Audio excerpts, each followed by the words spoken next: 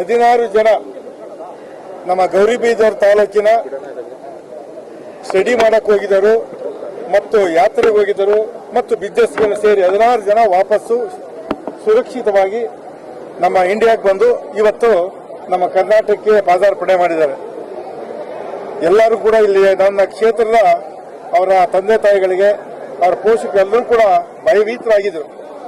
ಏನು ವ್ಯತ್ಯಾಸ ಆಗುತ್ತೋ, ಎಲ್ಲಿ ನಮ್ಮ ಮಕ್ಕಳಿಗೆ ವ್ಯತ್ಯಾಸ ಆಗುತ್ತೋ, ನಮ್ಮ ಸಂಬಂಧಕ್ಕೆ ವ್ಯತ್ಯಾಸ ಆಗುತ್ತೋ ಅಂತ ಅಂದ್ಬಿಟ್ಟು ನನ್ನ ಕ್ಷೇತ್ರದ ಮತಬಾಂಧವರು ಬಹಳ ಭಯಭೀತರಾಗಿದ್ದರು. ಇವತ್ತು ಸುರಕ್ಷಿತವಾಗಿ ಇವತ್ತು ನಮ್ಮ ಬೆಂಗಳೂರಿಗೆ ಬಂದು ಇಳಿದಿದ್ದಾರೆ ಎಲ್ಲರೂ ಕೂಡ. ಅದಕ್ಕೆ ಅವ್ರಿಗೆ ಹಾರ್ದಿಕವಾದಂತಹ ಸ್ವಾಗತವನ್ನ ಕೋರ್ತೀನಿ. ಸುರಕ್ಷಿತವಾಗಿ ಬಂದಿದ್ದು ಯಾವ ಕಾರಣಕ್ಕೆ ಅಲ್ಲ ಹೋಗಿದ್ರು ಸರ್? ಯಾವ ಕಾರಣಕ್ಕೆ ಹೋಗಿದ್ರು ಸರ್? ಕೆಲವರು ಸ್ಟಡಿ ಮಾಡಕ್ ಹೋಗಿದ್ರು, ಕೆಲವರು ಯಾತ್ರೆಗೆ ಹೋಗಿದ್ರು, ಕೆಲವರು ಬಿಸ್ನೆಸ್ ಪರ್ಪಸ್ ಹೋಗಿದ್ರು. ಇನ್ನ 60 ಜನ 24 ಗಂಟೆ ಒಳಗೆ 69 ಜನ ಮತ್ತೆ ಬರ್ತಾ ಇದ್ದಾರೆ. ಅವರು ಕೂಡ ಬರುವಂತ ವ್ಯವಸ್ಥೆ ಮಾಡಿದ್ವಿ. ಇವರು ಕೂಡ ಡೆಲ್ಲಿ ಬಂದ ಮೇಲೆ ಡೆಲ್ಲಿಯಿಂದ ಇಲ್ಲಿ ಕರೆಸ್ಕೊಳ್ಳಕ್ಕೆ ಅಲ್ಲಿಂದ ಬಂದ ತಕ್ಷಣ ಅವ್ರಿಗೆ ಆರ್ಥಿಕವಾಗಿ ಏನ್ ಸೌಲಭ್ಯ ಕೊಡಬೇಕು ಕೊಟ್ಟು ಅವ್ರನ್ನ ಫ್ಲೈಟ್ ಅಲ್ಲಿಂದ ಇಲ್ಲಿಗೆ ಕರೆಸ್ಕೊಂಡಿದೀವಿ. ಇನ್ನ 70 ಜನ ಬರಬೇಕು. ಅವರು ಕೂಡ ಬರೋ ಒಂದು 24 ಗಂಟೆ ಒಳಗೆ ಅವರು ಬರ್ತಾರೆ.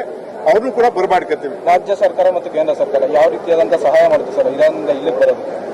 ಕೇಂದ್ರ ಸರ್ಕಾರ, ರಾಜ್ಯ ಸರ್ಕಾರ ಮುಖ್ಯಮಂತ್ರಿಗಳಿಗೆ ಕೂಡ ನಾನು ಲೆಟರ್ ಕೊಟ್ಟಿದ್ದೆ. ಅವರು ಕೂಡ ಭರವಸೆ ಕೊಟ್ಟು ಅವರು ಕೂಡ ಸಿಎಂ ಪ್ರೈಮ್ ಮಿನಿಸ್ಟರ್ಗೆ ಲೆಟರ್ ಬರೆದಿದ್ರು. ಬರೆದ್ಬಿಟ್ಟು ಸುರಕ್ಷಿತವಾಗಿ ಕರೆಸಬೇಕು ಅನ್ನೋ ಮನವಿಯನ್ನ ಮಾನ್ಯ ಮುಖ್ಯಮಂತ್ರಿಗಳು ಮಾಡಿದ್ರು. ಮುಖ್ಯಮಂತ್ರಿಗೆ ನಾನು ಕೂಡ ಮನವಿ ಮಾಡಿದ್ದೆ.